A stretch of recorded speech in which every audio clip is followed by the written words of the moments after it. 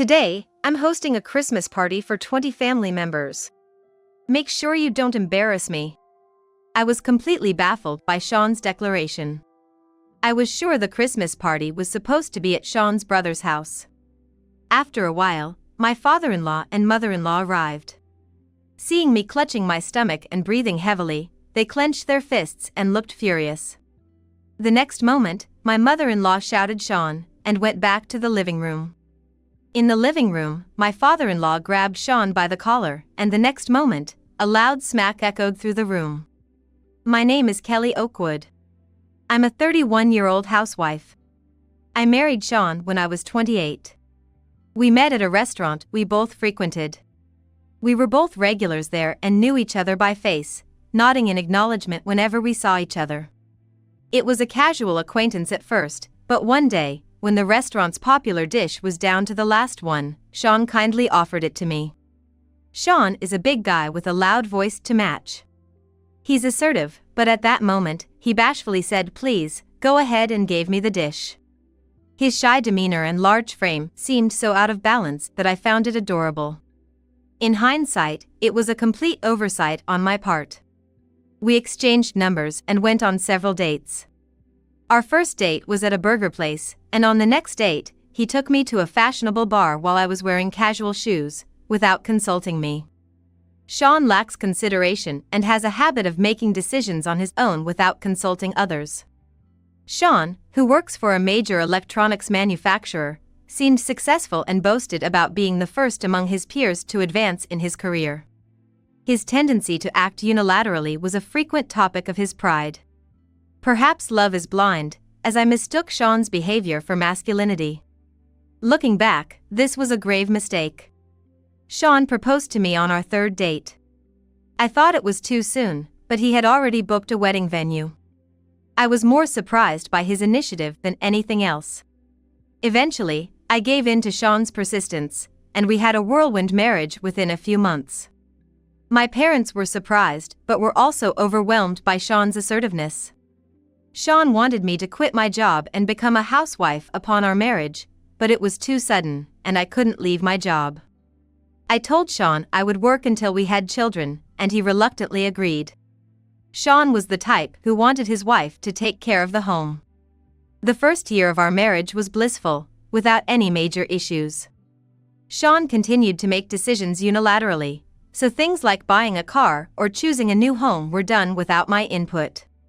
I had always dreamed of seeing the northern lights on our honeymoon, but before I knew it, we were eating pancakes in Hawaii. If I overlooked Sean's self-centered behavior, it was a happy life. However, things started to change dramatically when I became pregnant after a year. It felt less like tumbling down a hill and more like riding a roller coaster. When I found out I was pregnant, I quit my job and stayed at home as Sean and I had agreed. To our surprise, I was expecting twins. Sean seemed deeply moved, saying I'm going to be a father to 2 kids at once. He was so happy that he even bragged about it at work. Sean's phone wallpaper was the ultrasound image of the twins. Sean was showing off the ultrasound image everywhere. I secretly thought it was in poor taste, but I kept quiet. Since it was my first pregnancy with twins, I felt more nervous and anxious than happy. Sean was too caught up in his excitement to pay any attention to my worries. The obstetrician advised me to have a managed hospital stay due to the risks associated with multiple births. Sean agreed to this. It seemed even he was worried about what might happen. Being in the hospital was a relief for me, but I was also worried about something else. Our home. Sean doesn't do any housework. Being the eldest of 3 brothers, he had never done any household chores. It's more accurate to say he couldn't rather than he didn't. Sean comes from a distinguished family, and his house is the main family home. Perhaps that's why he was spoiled growing up. He never had to do housework, and it seems someone always took care of his personal needs. I couldn't leave Sean alone at home. I couldn't imagine coming home to an untidy house after being discharged. So, I asked Sean's parents for help. I asked them if Sean could stay at their house while I was in the hospital, or if my mother-in-law could take care of our house. I get along well with my in-laws. The mother-in-law and daughter-in-law issue doesn't exist for us. Despite coming from a prestigious family, they're very approachable and easy to talk to.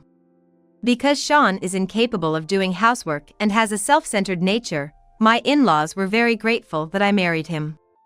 Sean ended up staying with his parents until I was discharged from the hospital. I checked into the maternity hospital with peace of mind. Under the care of the doctors and nurses, I safely delivered twins through a cesarean section. They were a healthy boy and girl, crying loudly. When I was discharged, Sean, both sets of parents, Sean's siblings and their families, and my parents all came. It was a gathering of 10 people. The nurses and the doctor were amazed to see so many visitors. They commented on how happy my family seemed. From the outside, we must have looked like a happy family. I was a bit embarrassed by the commotion but secretly happy. That moment was the peak of my happiness. From there, my challenging life began. Sean's attitude changed completely. My life before and after giving birth changed 180 degrees, and for the worse. Issues I thought were problematic before came to the forefront, and any slight hard-working aspect of him disappeared. It all started when Sean returned home. When Sean got home, the first thing he said was, "There's no place like home," and stretched out big. I agreed that there's nothing like your own home. But there I was, with twins in a baby carrier and backpack, hands full. Thinking about life ahead, I just couldn't relax and stretch out like that. Both Sean's parents and mine insisted on giving us space, saying, "You guys need to manage on your own." My parents live about 2 hours away by train, and they had booked a hotel for the day. I tried to convince them to stay with us, saying, "It's a waste, stay at our place," but they quickly headed to the hotel after leaving the hospital. Home is nice, but my mom was always nagging. In the living room, he carelessly threw the baby items we got from the hospital on the floor and flopped onto the sofa. Then he reclined and made a surprising demand. "I want some hot tea." There I was, holding babies both in my arms and on my back. And he's asking for hot tea. How does he expect me to fill the kettle, boil the water, put tea leaves in the teapot, and pour it into a cup? And there he was, complaining about a sore shoulder and rotating it. I decided to ignore his request for the moment. I put the twins down on the baby bed we set up next to the living room. That's when I felt a dull pain in my abdomen. The cesarean section incision hadn't fully healed. My body tensed up in pain, my face contorted, but Sean didn't even glance my way. He was casually playing with his smartphone. I couldn't yell at him and risk waking the peacefully sleeping twins. I had just been discharged from the hospital and hadn't regained my strength yet. After putting the twins to sleep, I reluctantly kept quiet. I decided I had no choice but to prioritize the twins' sleep and my recovery. Sean was not only uninterested in housework but also in childcare. Just a little while ago, we were the envy of nurses for being so happy, but now I felt only anxiety. The next day, my parents came early in the morning. By the afternoon, Sean's parents had also arrived. With both sets of parents and me, we began the arduous task of childcare. Sean, as expected, was of no help at all. In fact, he was more trouble than the babies. While watching Sean, I did my best with my first experience of childcare. My mother-in-law said, "This is the time when children teach you to be a mother." It's hard to believe someone as kind as her is Sean's mother. My parents live farther away than Sean's, so my mom can't come over easily. It looks like I'll be relying more on Sean's family. Sean's dad is still working, so I'll have to depend mostly on my mother-in-law. I'm so glad she's a kind person. Sean's parents were very affectionate towards the twins. Even when I was clumsily changing diapers, they reassured me, "No need to rush, you're doing fine." Amidst this, Sean was the one who felt left out. Since we were all focused on the twins, he seemed to feel excluded. He became more demanding than usual, saying, "I'm thirsty, I want to read the newspaper, I'm a bit hungry." Sean's dad talked to him, since Sean wasn't participating in childcare. It can be hard for fathers to get involved in childcare, but it's rewarding once you try. Both Sean's mom and dad are kind people. I couldn't help but wonder how someone like Sean could come from such wonderful parents. My dad also chimed in, sharing how nervous he was the first time he took me out. However, Sean showed no interest in their valuable advice.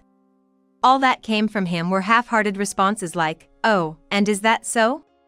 The stories from Sean's dad and my dad were meant to ease the awkwardness and fears of making mistakes, a kind gesture towards Sean. But it was like talking to the wind. Sean was unaffected. Then, Sean really messed up. Not only was he uninterested in childcare, but his selfish behavior finally made his parents angry. While I was breastfeeding the twins, Sean complained to me, "When's dinner? I'm starving." He even demanded a proper meal, not just something pre-made. I was perplexed about what to do when my father-in-law stepped in. "You're not a child. If you're hungry, make something yourself." His response was perfectly reasonable. Yet, Sean became defensive and said, "You're a housewife, so it's natural for you to cook." I rarely use pre-made food when I cook. But for Sean, even one pre-made item meant I was slacking off. Sean's mom joined in the argument. "Babies can't cook and eat by themselves." Then his dad added, "If you're so concerned about feeding, why don't you give the baby formula? You could do that." Faced with criticism from everyone, Sean made a surprising remark. "If I start doing things like breastfeeding, then what's left for the mother to do?" Both sets of parents were dumbfounded. I could only sigh. Afterwards, Sean's mom lectured him endlessly, and his dad thoroughly taught him how to change diapers and other childcare tasks. Sean looked lifeless, obviously doing it unwillingly and in a bad mood. 2 years passed, and I became pregnant again. Sean hadn't changed at all over these years. I continued to be overwhelmed with childcare and household chores. Without the help of Sean's parents, our life would have probably fallen apart. Sean's mom helped with housework, and his dad tried to teach Sean about childcare.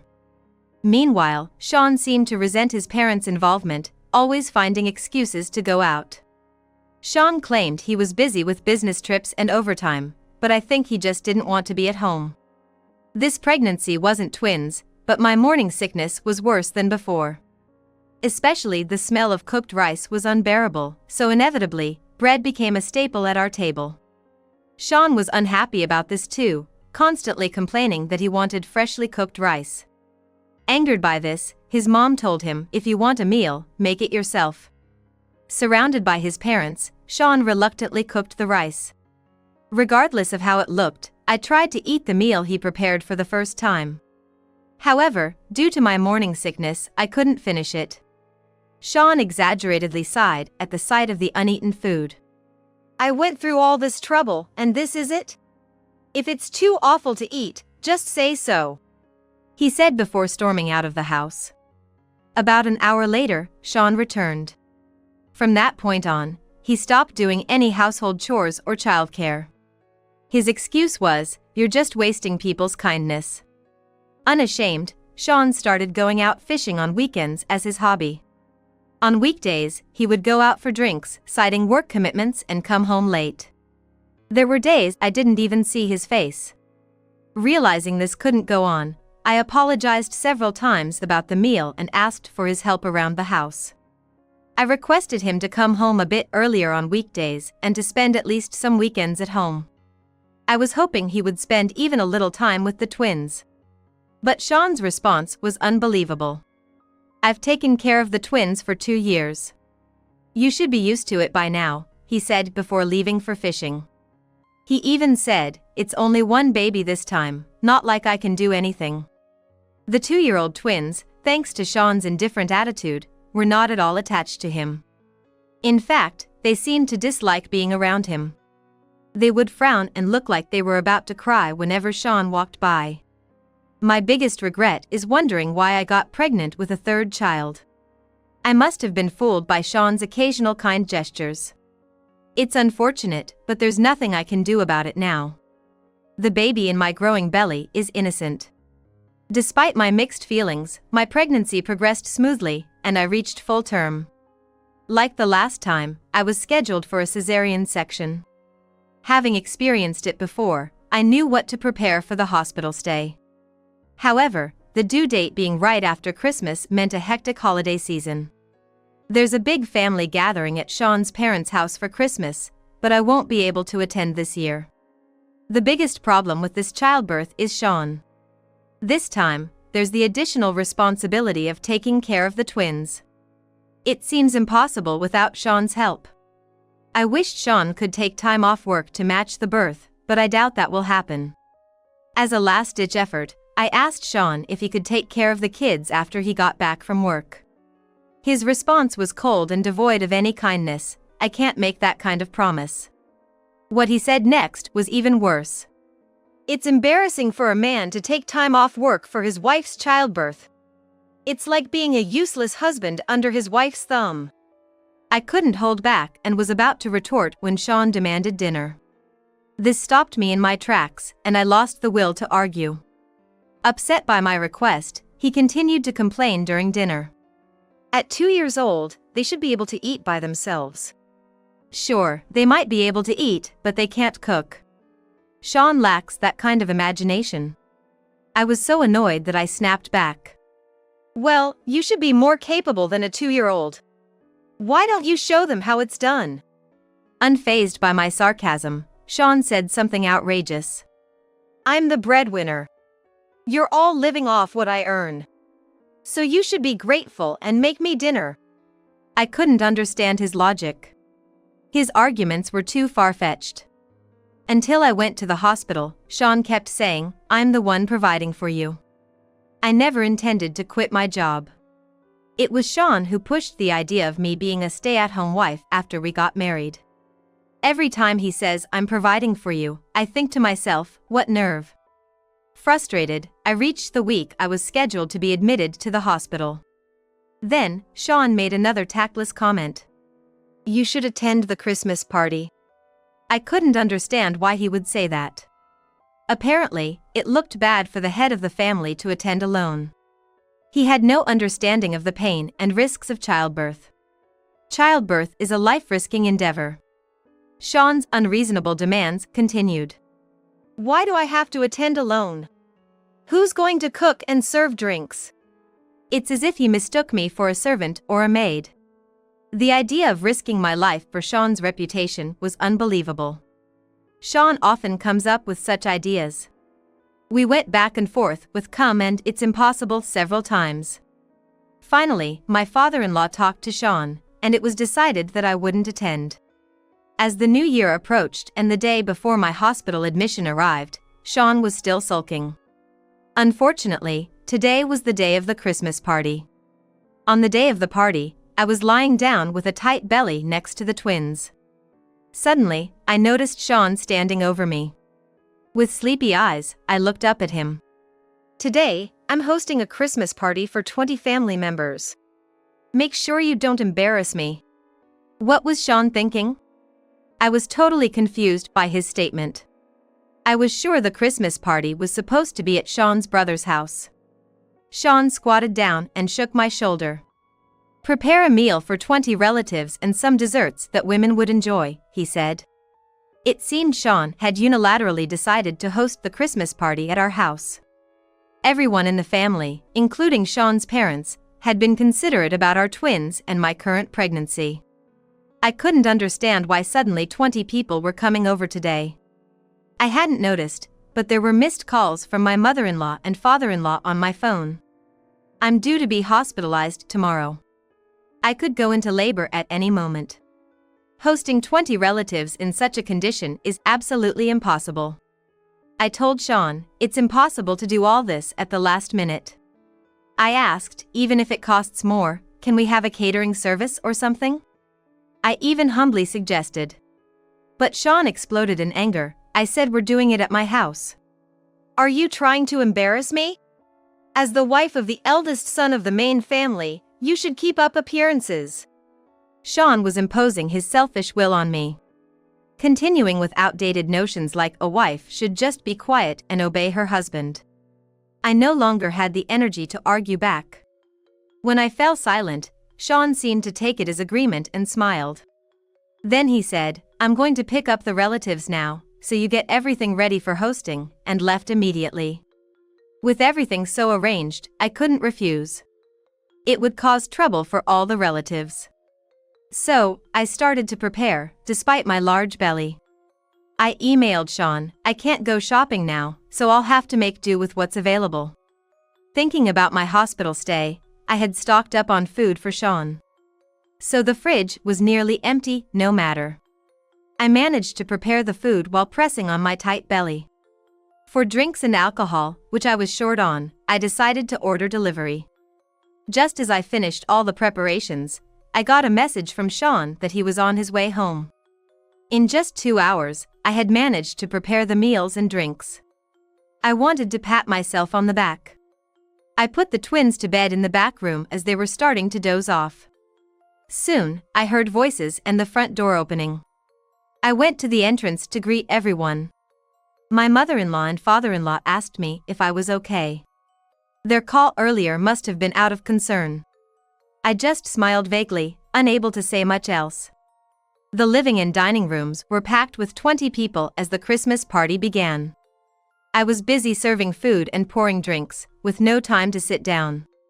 Everyone kept asking me, "Are you okay?" and "Don't overdo it," to which I just smiled and brushed off. Sean, on the other hand, was in a great mood, boasting, "She's tough, that's her strong point." But Sean's parents and brother had frowns on their faces. Due to standing and moving around to serve drinks, the tightness in my belly became unbearable. I excused myself, saying, "I'm going to check on the sleeping kids," and left the room. As I looked at the children's sleeping faces, my eyelids grew heavy, and I lay down. After a while, the tightness turned into pain. Not wanting to worry everyone, I covered my mouth with both hands. But the pain in my abdomen grew stronger and clearer. It had been 3 hours since Sean sprung the news of the Christmas party on me. As I endured the pain, suddenly the door opened. It was Sean's brother. It seemed to have mistaken the room for the bathroom. "Sorry, wrong room," he said before closing the door and hurrying away. Shortly after, Sean's parents came in. Seeing me clutching my stomach and breathing heavily, they clenched their fists and looked furious. The next moment, Sean's mother shouted Sean and went back to the living room. I also staggered to my feet and returned to the living room. There, Sean's father had grabbed Sean by the collar, and the next moment a loud smack echoed through the room. Sean's cheek was red. His father had slapped him. His father's eyes were sharp, and his usually gentle face looked demonic.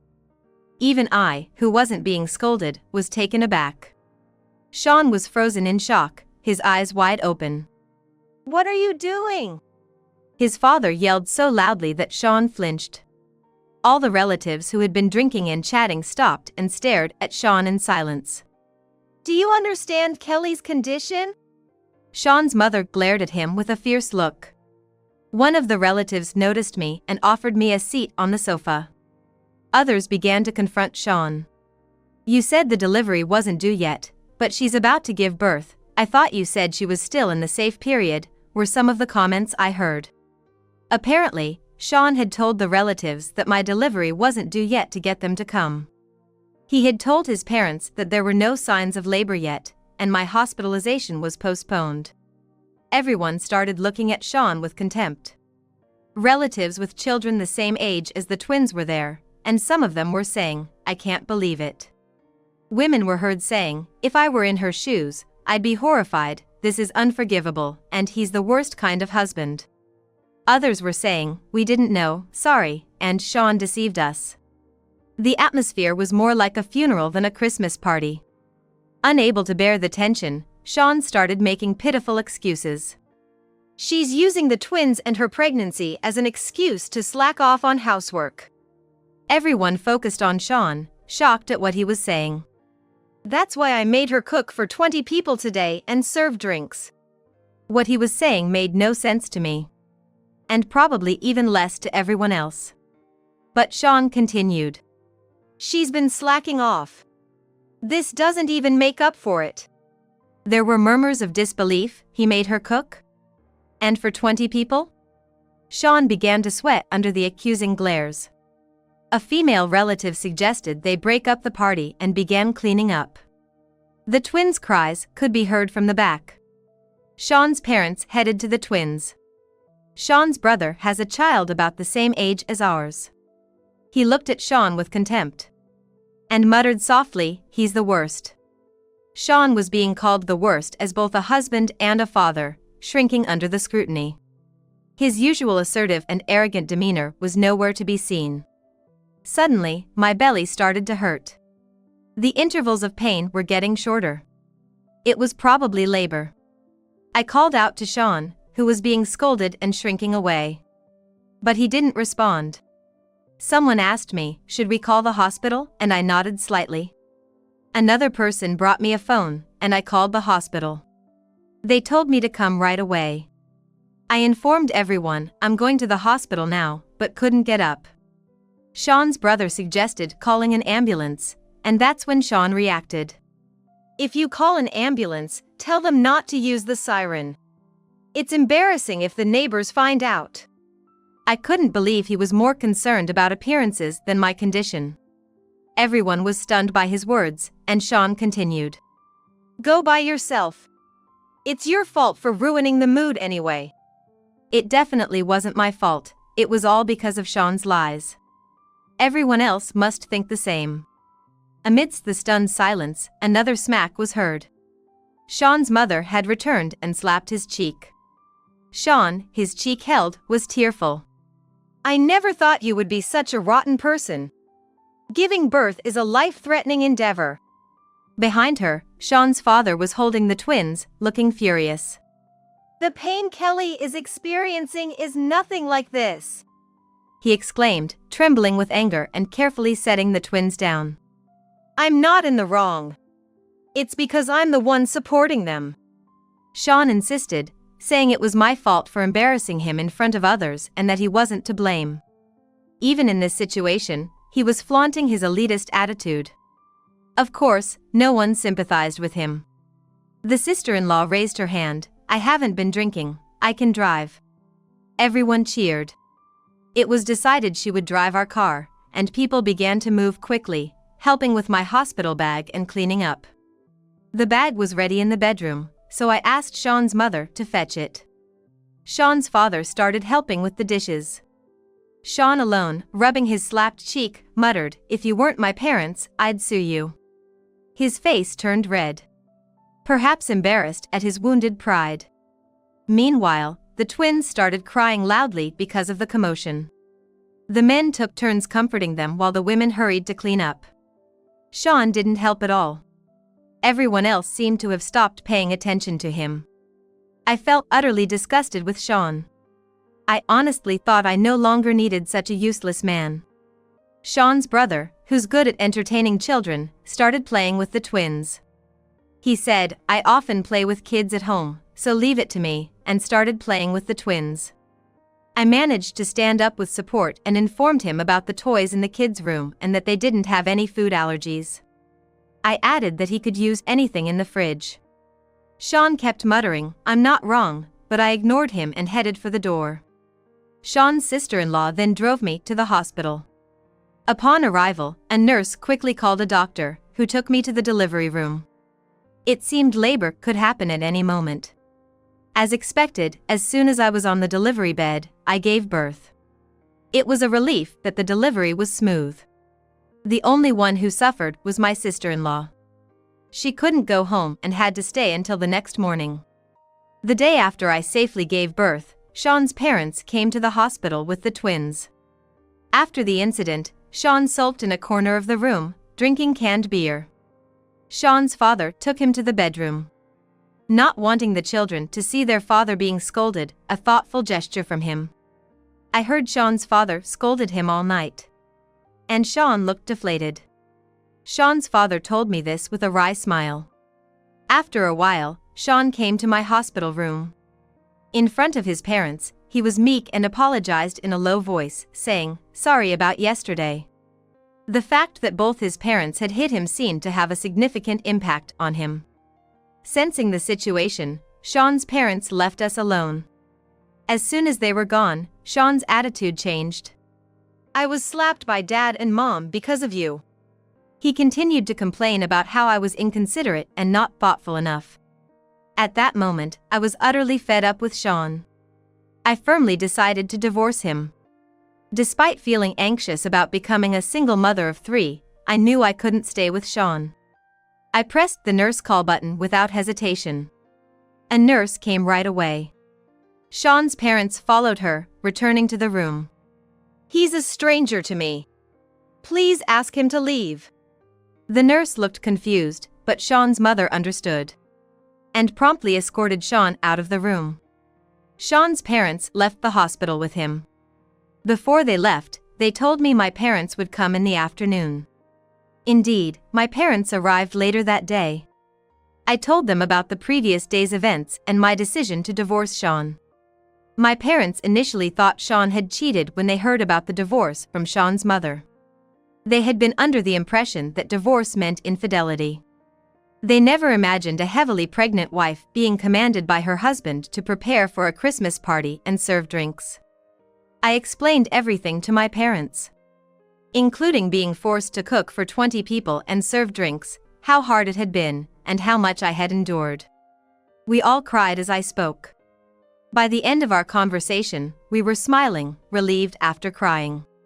"Rest at home after the birth," my mother kindly said. I was discharged safely and am now recuperating at my parents' house. About the divorce, Sean's parents agreed there was no reason to oppose it. The only one strongly against it was Sean. He kept contacting me, but I blocked his calls and told his parents not to let him contact me. It seems Sean has lost his mental stability without me, who he treated like a servant. Living alone, Sean couldn't manage to clean up his house, and it became cluttered with trash. At work, he vented his frustration by repeatedly committing acts of power harassment, nearly facing disciplinary action from human resources. Despite this, Sean's attitude didn't change, and he even harassed his work clients. Eventually, Sean was fired. At that time, it seemed no one sympathized with him. Now, he's working in the fields at his parents' home, apparently being reprimanded and taught a lesson. Sean often cries saying, "The house where I lived with Kelly was my oasis." I heard all of that from his mother, with whom I'm still in contact. But for me, that house was nothing but a desert. With the help of Sean's parents, our divorce was successfully finalized. The house we lived in was sold, and I received all the money from the sale as alimony. I've decided to live at my parents' home. I still keep in touch with Sean's parents and brother. Sometimes, they come to play with the twins who say they missed the sister and brother who played with us that time. For Sean's parents, the twins are still their grandchildren. They visit when they can, happily playing with all 3 grandchildren. The kids are fond of their grandpa and grandma. I feel that if the Christmas party hadn't happened, I might not have been able to go to the hospital. Sean, on his own, couldn't have managed to take me to the hospital and look after the twins. Plus, that incident helped me make up my mind about Sean. In a way, I'm thankful to Sean for holding that party at our house. It really is a case of blessing in disguise. You never know how things will turn out. I'll never forget the gratitude I feel towards those who helped me then. With my 3 children, I want to become even happier and help others just as I was helped.